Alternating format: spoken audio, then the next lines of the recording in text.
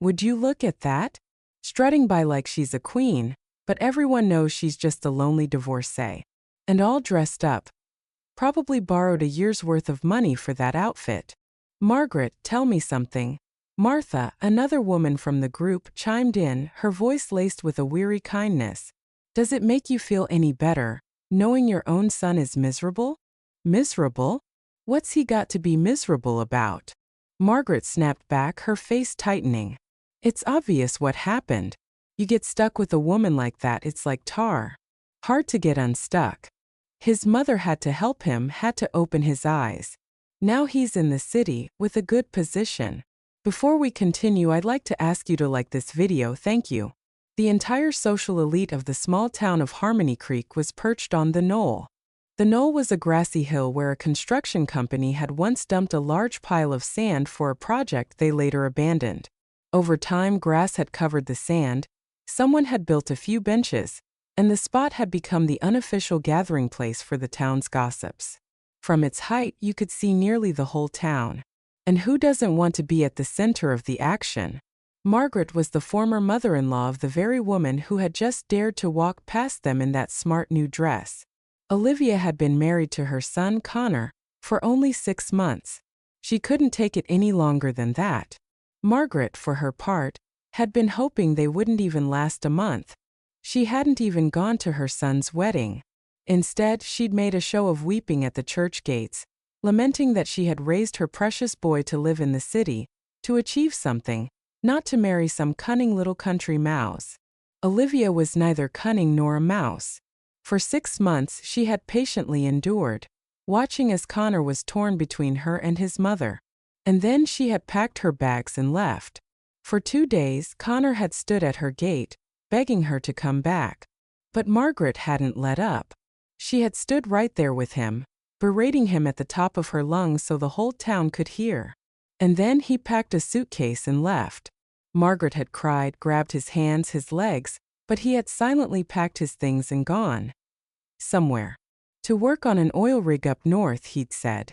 At first, Margaret wouldn't even leave her house, ashamed to face people. But then the first wire transfer arrived from her son. It was more money than anyone in town made in a month.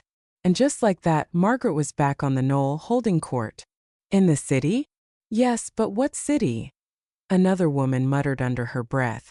You tore him away from her, and now you haven't seen him since, the first woman said, looking at Margaret pointedly. Margaret shot her a venomous glare.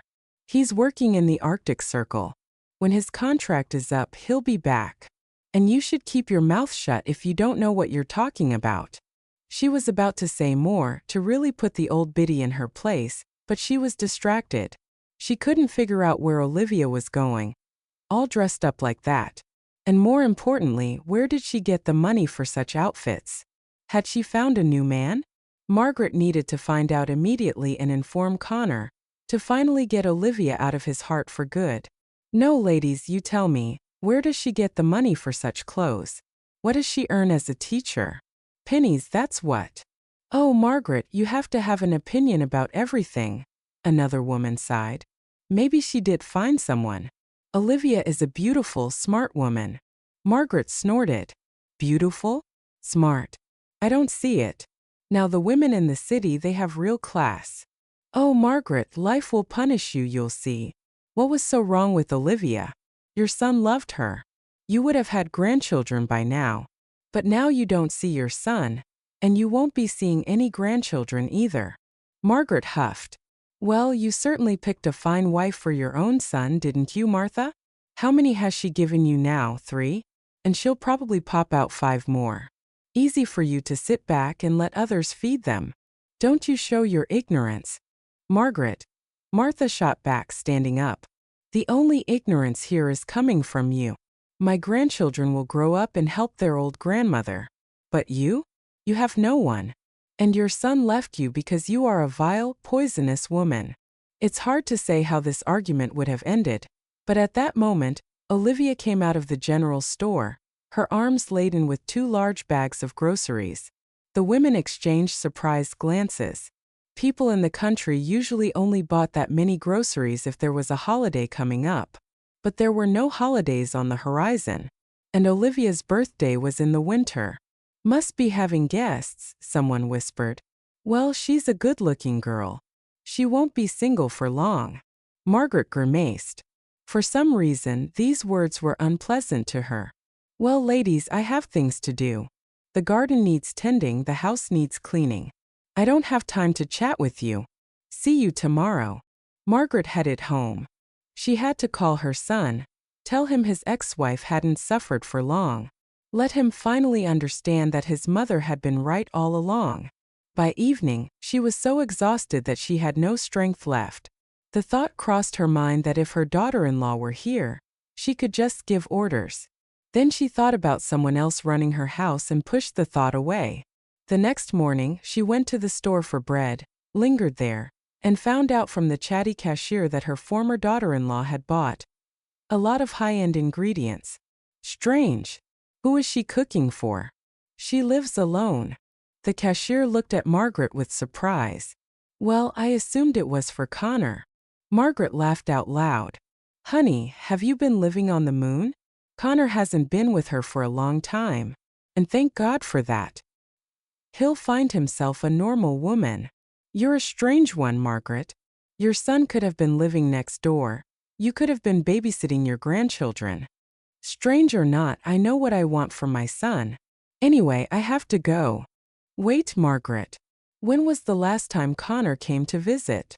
He comes when he needs to. It's none of your business. He'll be back soon, and then you can all bite your tongues. Margaret left the store in a terrible mood. She should have known better than to ask. It only upset her. The women were already sitting on the knoll. Margaret was about to walk past but then decided to join them. Maybe there was some news she hadn't heard yet.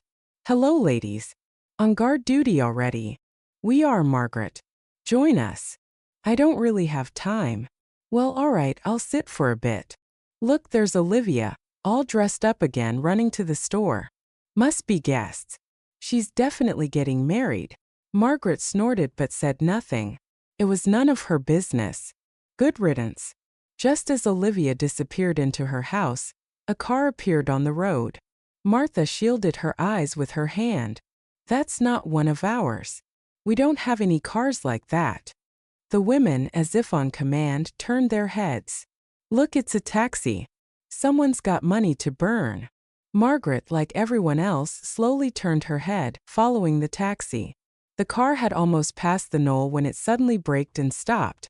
Then it reversed a little. A man got out of the car and waved at them. Margaret jumped up.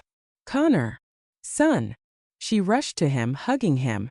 Why didn't you write? Why didn't you call? Oh, I haven't cooked anything special. But don't worry. I'll whip something up right now. Mom, you don't have to cook anything. Where I'm going, everything is already cooked. I don't understand. Where are you going? Margaret blinked, a wave of resentment rising in her. Her son wasn't coming to see her first? Son, how could you? Can't your friends wait a day or two? Mom, what friends? I'm going to my wife. And if you want, we'll come and visit you in the evening. Your wife. Did you get married? You're kidding, Connor. Margaret tried to force a smile, to suppress the understanding that was slowly dawning on her. Mom, you know everything perfectly well. I have a wife. What kind of wife is she to you? You're divorced. What are you talking about? I don't understand. Margaret held her son's sleeve tightly, unwilling to let go. Mom, I stopped because I saw you and I wanted to explain. I'm going to Olivia, and I'm going to live with Olivia. If she hadn't forgiven me, I wouldn't have come back. And I want to tell you something. Stay out of our business. I won't let you interfere anymore. Olivia never did anything bad to you. On the contrary, she silently endured all your taunts. And if you continue to behave this way, I will stop talking to you too. Margaret was silent for a minute, and then she wailed for the whole town to hear. She's bewitched him. That snake has bewitched my son. He's turning his back on his own mother for some skirt. Mom! Connor shouted so loudly that Margaret flinched and fell silent. Please stop making a scene. I'm begging you, don't make things worse than they already are. Connor turned and got back in the car. With tears in her eyes, Margaret watched as the taxi drove to Olivia's house, as her son got out of the car, as Olivia threw her arms around his neck. Margaret turned to the women who had been sitting silently on the knoll the whole time. Did you see that? Did you see that snake? Martha sighed. You know what, Margaret? For some reason I don't feel sorry for you at all. Not one bit. Right, ladies? And Connor is a good man. He finally remembered that he's a man and got out from under your thumb. What are you talking about? Did you even hear what he said? We heard. That snake should be burned, along with her house. You're a fool, Margaret. We've never seen anyone like you. Now you'll sit at home all alone, needed by no one. And all because of your character. The women, without a word, got up from their seats and headed for their homes. And Margaret was left alone. She turned towards Olivia's house. No one. They were all inside, probably celebrating. And she, of course, was not invited. She wouldn't have gone anyway, but they could have asked. She stood for a moment, then walked slowly to her own house. No one was waiting for her there. She didn't even have a cat. They only make a mess. She spent the day lying on the sofa, didn't even bother to make the bed. Her heart ached for herself, for her son. She thought and thought she had done everything for him, everything for his own good. And he had treated her like this. An inner voice whined that Connor was already 33, with no children, no family, and nothing was ever good enough for her. But she couldn't accept that her son had chosen that Olivia over her. On the second day, when Margaret had already decided that she would die right here on this sofa because she didn't want anything, the door opened. Hello? May I come in? Margaret opened her eyes. Olivia was standing in front of her. Connor went to the city and I came to see you while he doesn't know. Margaret sat up and looked at her in silence. Then she said, What do you want? To tell me that you got your way after all. Olivia sighed, pulled up a chair, and sat down across from her. No, I came to talk. I don't want there to be a wall between us. You are very dear to Connor, and it's hard for him. Mrs. Peterson, isn't it better to live in peace, to visit each other? Why are you like this? You know I don't have a mother, and I so wanted you to become one for me. But it didn't work out. And I love Connor and he loves me.